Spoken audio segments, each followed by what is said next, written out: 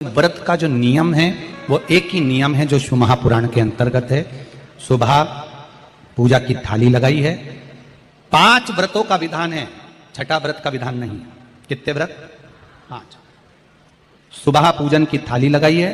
पूजा की थाली, अभिषेक का सामान सब लेकर आप मंदिर में जाइए। शिव मंदिर में जाकर बाबा का जल अभिषेक पूजन करिए जिस हिसाब से आप करते आए हो। पूजन की थाली में सामान उतना रखना जो शाम को भी आपके साथ चला जाए, अलग से नहीं रखना पड़े। अलग से केवल शाम को दिए रखो, जल रख लो थोड़ा सा, और बाकी का जो मिष्ठान आप तैयार करोगे बस वो, बाकी का चंदन नबीर गुलाल ये सब सुबह की थाली का रखिए, थोड़ा फल जो भी रख लो। सुबह पूजन करो, बाबा का निवेदन करो, घर आ जाओ, थाली को ढक कर रख दीजिए। शाम को जब जाओ कोई प्रसाद उतना ही बनाओ जितना भगवान के लिए बना रही है। ये नहीं कि खीर ज्यादा बना ली तो आधी हम यहां ले जाएं और आधी घर के लिए छोड़ दें, नहीं, उतना ही बनाओ जितना भगवान के लिए जाएगा, जिसमें से 3 हिस्से होंगे। एक पात्र में भरकर ले जाओ, दोने ले जाओ, कटोरी ले जाओ, प्लेट ले जाओ, जो तुम्हारी मर्जी पड़े, कागज ले जाओ, जो तुम्हारा मन पड़े वो ले जाओ। 6 दिए लेकर जाओ, बाबा के मंदिर में जाकर पूजन अर्चना करो। शाम को अभिषेक नहीं करना है, केवल छींटा देना है। थोड़ा सा जल जो बचा हुआ है उसमें से थोड़ा थोड़ा छींटा देकर, जल का थोड़ा सा छींटा देकर पूजन आदि कर कर, जैसी पूजन सुबह करी वैसे ही भाव से पूजन करो। 5 दिए थाली में से नीचे रख दो, छठवा दिया भी नीचे उतार दो थाली में से। 5 दिए लगाना जब प्रसाद के 3 हिस्से पूरे कर दो, प्रसाद के 3 हिस्से रख दो नीचे, फिर दिए लगा दो 5। एक दिया उठाकर जिसको जलाया नहीं है वापिस अपनी थाली में रख दो। 5 दिए प्रज्वलित कर कर बाबा को निवेदन कर दो, बाबा आज मेरा पहला पशुपति व्रत है, इसको स्वीकार करना। दिल से बाबा इस कार्य के लिए मैंने करा है, इसको स्वीकार कर लेना। बहुत सुना बाबा पशुपति व्रत में कर रही हूं, मैं भी पूर्व में ना जाने कितनी योनियां ली होंगी, कौन सा मैंने बेकार कर्म करा होगा जो आज मुझे दुख भोगना पड़ रहा है। इस दुख को आप मिटा सकते हो क्योंकि आपका नाम पशुपति नाथ है। आप इसको मिटाइए, विनय करो, बाबा से विनती करो। एक दिया, एक प्रसाद का हिस्सा थाली में लेकर आ जाओ, बाबा को निवेदन कर कर, बाकी का वहां छोड़कर एक दिया, एक प्रसाद का हिस्सा लेकर आ जाए। एक दिया, एक प्रसाद का हिस्सा लाए, घर के अंदर प्रवेश करते समय सीधे हाथ की ओर बैठकर, अपने घर की ओर मुख कर कर सीधे हाथ की ओर उस दिए को घर के बाहर प्रज्वलित कर दो। भगवान से विनती करो, भोलेनाथ आप मेरे घर में प्रवेश कर कर मेरा कार्य सिद्ध करें। बाबा को निवेदन कर कर अंदर जाइए। भोजन करने से पहले जो मीठा है, एक हिस्सा प्रसाद का है, उसको खा लीजिए। उस हिस्से में से किसी को नहीं देना, चाहे घर में बच्चे हों चाहे बड़े हों, उस प्रसाद का हिस्सा केवल तुमको खाना। पहले प्रसाद खाइए, उसके बाद में फिर भोजन करिए। एक समय फलाहार कर सकते हो, दूसरे समय भोजन कर सकते हो। इसमें जरूरी नहीं कि आपको मीठा ही खाना है। शाम का जो प्रसाद बनेगा वो मीठे का ही भोग लगेगा। सुबेरे आप आराम से नमकीन का भी फलाहार कर सकते हो, मीठे का भी फलाहार कर सकते हो। फलाहार के लिए कोई मना नहीं है, फलाहार आप कैसा भी कर सकते हो। पर भोजन जब करोगे, अन्न जब खाओगे, जब पहले भगवान का प्रसाद पा लो।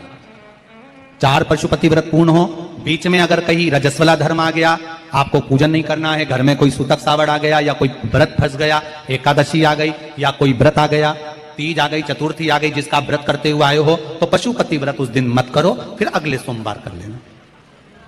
3 हो गए, एक रह गया बीच का, उसको अगले में करो, वो चौथे में गिनती में आ जाए। 5वां छूट गया, कोई बात नहीं, 1 महीने बाद तो होगा, 8 दिन बाद तो होगा, 15 दिन बाद तो होगा, फिर उसको गिन लो, 5वां हो जाए।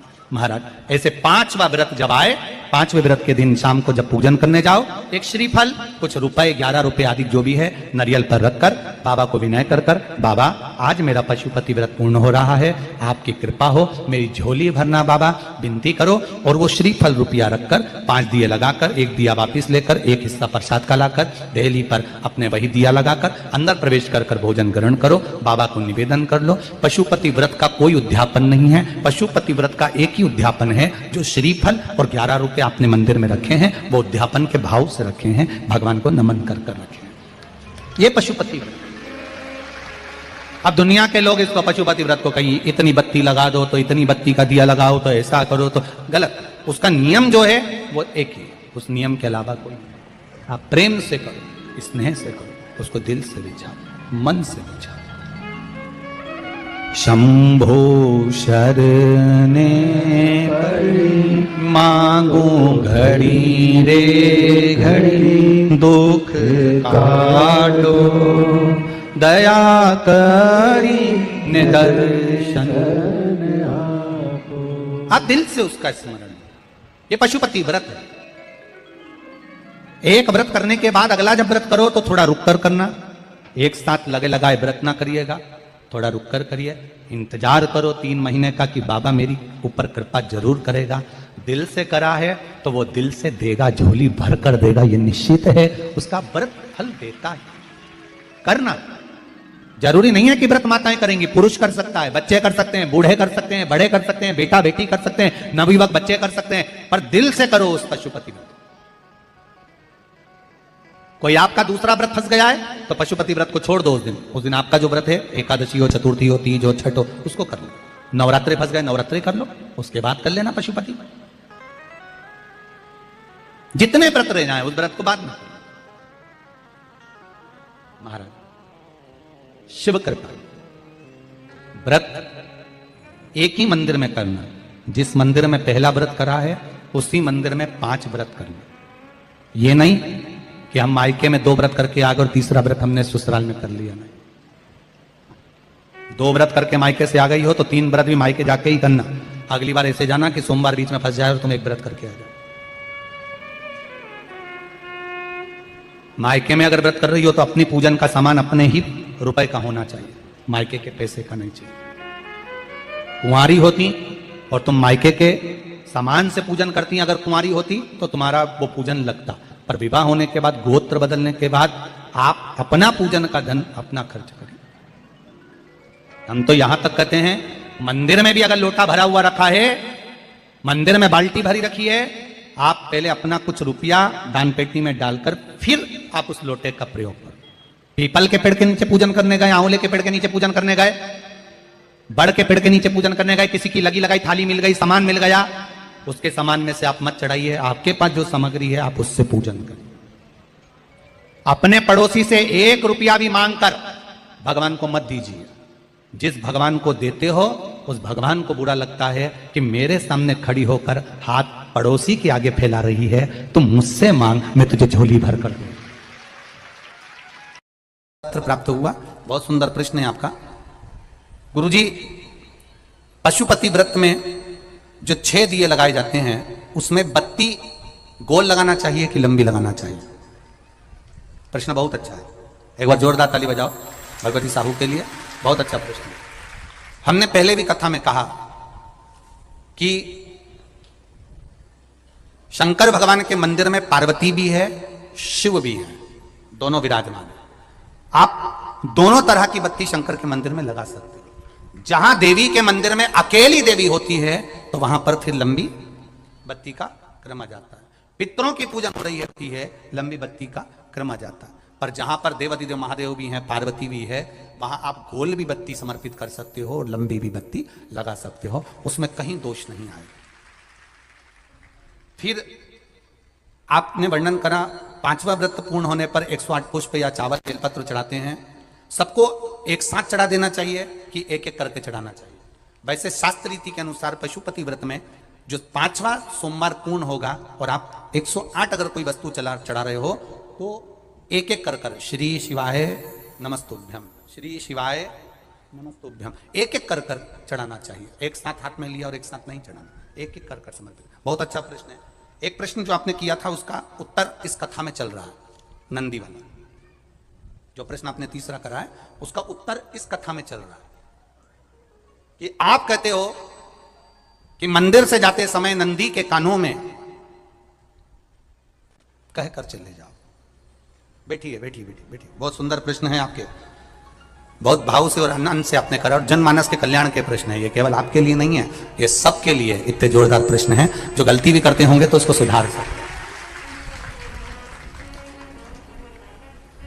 आपने कहा कि नंदी के कानों में कहना चाहिए। लोग हंसते हैं, कहते हैं बताओ वो नंदी के कानों में भगवान को कहना चाहिए। वैसे तो हम आपको एक बात बताते हैं कि दुनिया के लोग किसी दूसरे धर्म की कभी हंसी नहीं उड़ाते। दुनिया के लोगों को दूसरे का धर्म अच्छा लगता है। दुनिया के लोग सबसे ज्यादा हंसी उड़ाते हैं तो हमारे सनातन धर्म की ही उड़ाते हैं, और जी खुद उड़ाते हैं, दूसरा उड़ाने वाला नहीं होता। दूर के ढोल हमें समझ में आते हैं, उसका धर्म हमें समझ में आ गया, उनका क्या है, ऐसा है, आओ कुछ नहीं, उनके धर्म में ऐसा है, कितना आनंद हमें दूसरे के धर्म में लग रहा है, और हमारा सनातन धर्म हमको बुरा लगता है, हमारे सनातन धर्म हमें बुरा लगने लगा। अरे भाई, लोग कहते हैं कि नंदी के कान में कहते हो, ये कोई हमारे पुराणों में या शास्त्रों में लिखा है? भगवती बहन साहू, आपको धन्यवाद देना चाहूंगा और एक बात कहना चाहूंगा, जितनी भी शिव महापुराण के अंतर्गत चाहे उपाय जो बताए जाते हैं कि बेलपत्री ऐसे चढ़ाना, काली मिर्च ऐसे चढ़ाना, चावल ऐसे चढ़ाना, धतूरा का क्या महत्व है, शमी के पत्ते का क्या महत्व है, बेलपत्री के पत्ते का क्या महत्व है, ये जितनी भी बातें बताई जाती हैं ये सब पुराण के अंतर्गत से बताई जाती है। अब दुनिया के लोग इसको चाहे टोटका कह दें, चाहे दुनिया के लोग इसे टोना कह दें, पर पुराण से हटकर कुछ नहीं। और आप लोगों को अगर बोला है कि नंदी के कान में कहकर भगवान शंकर के मन में बात पहुंचे, तो ये क्यों कहा, तो ये भी हमारी शिव महापुराण में लिखा है जलंधर के चरित्र में। कोई आपसे कहे कि नंदी के कान में बोलने से क्या होता है, ये जलंधर का चरित्र कह रहा है। मां पार्वती जी का हस्त कमल पकड़कर जलंधर लेकर जाने लगा, वृंदा का पति लेकर जा रहा। वृंदा तो भगवान की भक्ति में लीन रहती थी, उसको तो जलंधर को सबसे ज्यादा तकलीफ थी नारायण से, पर शिव के पास आ गया, क्योंकि ईर्षा प्रवृत्ति, अभी कथा में कहा, कोई कोई ऐसा होता है जिसको तुमसे बेर नहीं होता तो भी अंदर से ईर्षा जाग जाती है, कोई कोई ऐसा होगा जिसको अंदर से ईर्षा जागती है, अपने आप अंदर से ईर्षा जागती है, उसका कोई बेर नहीं, और ईर्षा जाग गई, भीतर से ईर्षा जाग गई। ना आप उससे मिले हो, ना कभी वो आप उसके सामने बैठे हो।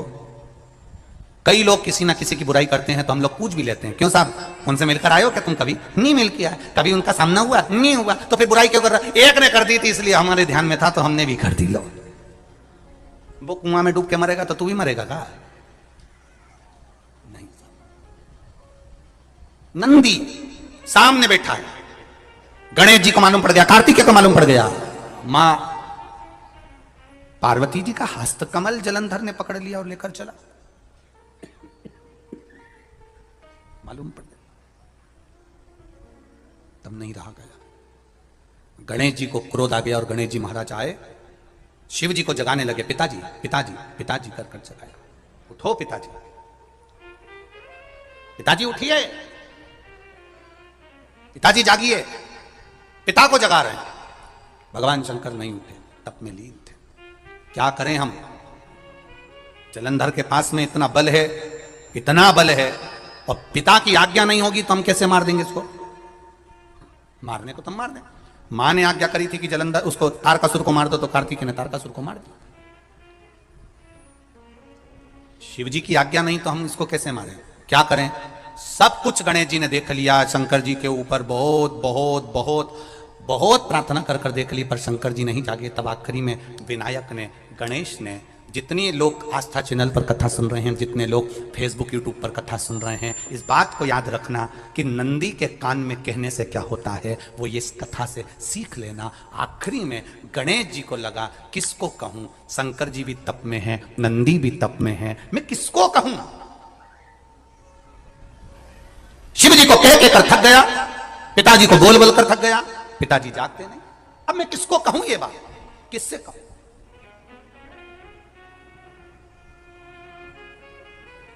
विनायक गए सीधे अब नंदी के पास में। नंदी भी तप में लीन थे, शंकर जी की ओर मुख था, शंकर जी की ओर मुख था। गए और जाकर तुरंत विनायक ने नंदी के कानों में जाकर कहा, नंदीश्वर,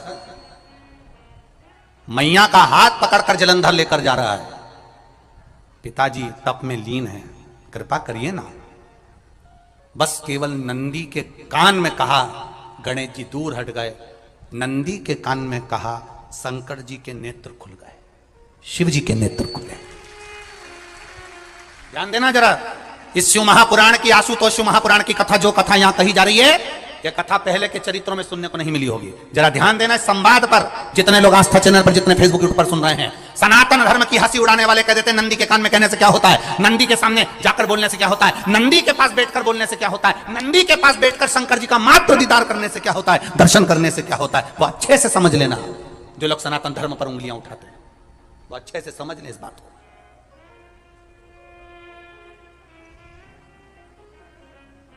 क्या होता है, नंदी तप में लीन, शिवजी तप में लीन, शिव नहीं उठ रहे, विनायक ने नंदी के कानों में जाकर कर दिया, नंदी के कान में जाकर कहा, नंदी के नेत्र नहीं खुले, नेत्र किसके खुले, जम के बोलो, महादेव के खुले, शिव जी के खुले।